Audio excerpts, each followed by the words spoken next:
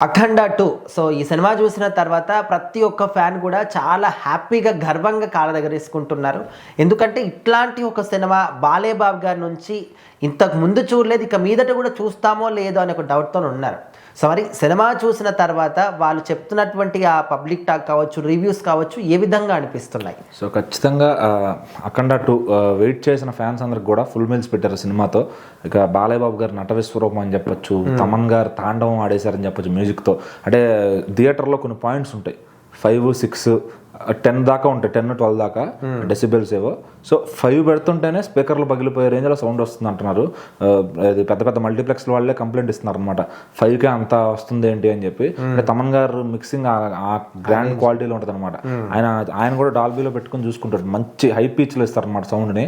So అంత లెవెల్లో దీనికి ఫిక్స్ చేసి, ఎందుకంటే సినిమాని చూసేటప్పుడు మనకు నరనరాల్లోకి ఎక్కారు అనమాట వాళ్ళు చెప్పాలనుకున్న సబ్జెక్ట్ ఏదైతే ఉందో. సో ఈ సినిమాలో సనాతన ధర్మం పాయింట్ తీసుకున్నారు. అట్లానే కుంభమేళా జరిగింది కదా, మనకు ఐడియా ఉంది కదా. సో ఆ కుంభమేళాలో నుంచి ఒక కథ పుట్టుకొచ్చింది అనమాట. అక్కడ ఇలా జరిగితే అప్పుడు కాపాడటానికి ఎవరు వస్తారు, ఇలాంటి అపశృతి ఒకటి జరిగితే అప్పుడు శివుడే వస్తాడు, ఆ లైకారుడే వస్తాడు అని చెప్పడానికి, ఆ లైకారుడి రూపంలో ఎవరో ఒకరిని పంపిస్తారని చెప్పడానికి మన రుద్ర సికిందర్ ఘోరాన్ని పంపిస్తారనమాట. సో మనం పార్ట్ 1 చూసాము. పార్ట్ 1 అయిపోయిన తర్వాత అసలు ఆయన ఎటు వెళ్ళిపోయాడు, ఆ సినిమాకి రెండో పార్ట్ ఎందుకు తీయాల్సి వచ్చింది అంటే ఆయన ఒక హిమాలయాల్లోకి వెళ్ళి ఇంకా అలా నిరీక్షణ ఉండిపోతాడు, అదేది జపం చేసుకుంటూ. సో మళ్ళీ అతను రావాలంటే ఒక సమస్య, చాలా పెద్ద సమస్య అవుతుంది తప్ప ఆయన బయటికి రాడు. సో ఆ సమస్య ఆయన చెవికి వినపడిందంటే ఖచ్చితంగా ఆయన వస్తాడు. సో మళ్ళీ కొన్నేళ్ల తర్వాత ఆ చిన్నపిల్లకి మాట ఇచ్చిన ఎవరైతే ఉన్నారో ఆ చిన్నపిల్లకే మళ్ళీ సమస్య వచ్చినప్పుడు అక్కడ సికిందర్కి వినిపిస్తుంది అనమాట, రుద్ర సికిందర్ ఘోరాకి. ఆయన వచ్చి మళ్ళీ ఇక తాండవం ఆడతాడు. అంటే ఇందులో ఆ ఫస్ట్ బాలయ్య, సెకండ్ బాలయ్య ఇద్దరు ఉంటారు బోయపాటి గారి సినిమా అంటే. ఇక్కడ కూడా ఆయన ఈ సినిమాలోకి అక్కడికి ఇక్కడికి ఆయన లుక్ కానీ చాలా కొంచెం పెద్ద వయసు వచ్చింది. అంటే పాపకి ఇక్కడ 17 ఏళ్ళు అన్నట్టు చూపించారనమాట. సో ఆ తండ్రి పాత్రలో ఆయన తీశారు. ఆ సాంగ్ జాజికాయ సాంగ్ కానీ, సో ఆయన ఊర్లో రాయలసీమ చెప్పే డైలాగులు కానీ అద్దరు కొట్టేశారు అనమాట.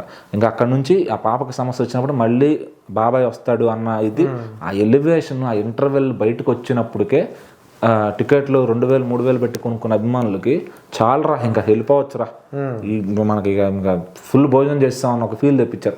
ఇక సెకండ్ హాఫ్ అయితే ఎలివేషన్ కొదవే లేదు.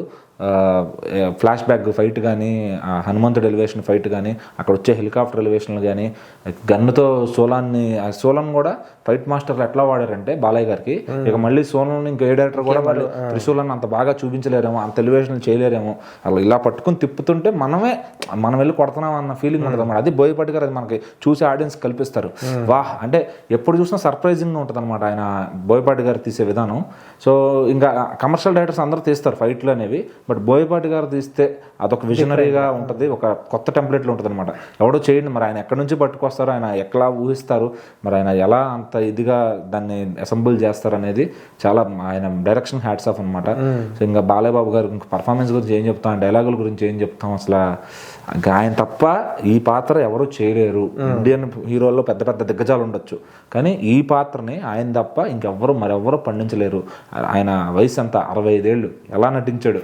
సినిమా ఫినిష్ చేసిన స్పీడ్ చూస్తే దాదాపు 6 నెలల్లోపే సినిమాని షూట్ కంప్లీట్ చేసి రిలీజ్కి తీసుకొచ్చారు. సో ఆ స్పీడ్, సో సినిమా నిర్మాతల టెన్షన్ వల్ల కొంచెం రిలీజ్ లేట్ అవ్వడం అది ఇది, కానీ ఆ వెయిట్ చేసిన ఫ్యాన్స్ అందరికీ ఆకలి తీరిపోయింది కంప్లీట్గా. సో నార్మల్ ఆడియన్స్ కూడా ఈ పాయింట్ మీద కనెక్ట్ అవుతారు. సో మన దగ్గర చూస్తారు. ఇక హిందీ ఆడియన్స్కి ఎట్లా మెప్పిస్తుంది ఈ సినిమా. సో అంటే బోయపాటి గారి సినిమా ఏంటంటే ఫస్ట్ హాఫ్ అనేది హీరో కొంచెం మెల్లగా వెళ్తూ ఉంటాడు, ఇంటర్వెల్ దగ్గర రైజ్ అవుతారు. ఆ పాయింట్ కానీ అక్కడ హిందీ వాళ్ళకి మా కథ నచ్చితే ఇంక వాళ్ళు మనసులో పెట్టేసుకుంటారు బాలయ్య గారిని. అంటే ఇక అది గుండెల్లో పెట్టుకుంటారు అనమాట ఆయన. ఇంకా సినిమా అట్లా ఉంది. ఇంటర్వెల్ దగ్గర నుంచి వచ్చిన ఇంటర్వెల్ ముందు 15 గంట ముందు సన్నివేశం అక్కడ నుంచి లాస్ట్ దాకా ఎక్కడా తగ్గదనమాట సినిమా. ఇక్కడ అంటే లెగుస్తూనే ఒక రాకెట్ లెగిసినట్టు లెగుస్తూనే ఉంటుంది సినిమా. ఇంకా సాంగ్స్ కానీ, బ్యాక్గ్రౌండ్ స్కోర్ కానీ, డివోషనల్గా మదర్ సెంటిమెంట్ కానీ అన్నీ ఏ క్లాస్గా వర్కౌట్ అయినాయి. సో ఇంకా కలెక్షన్లు లెక్కేసుకోవడం తప్ప ఈ సినిమాకి రివ్యూలు లెక్కేసుకోవడాలు అనేవి ఉండవు అనమాట.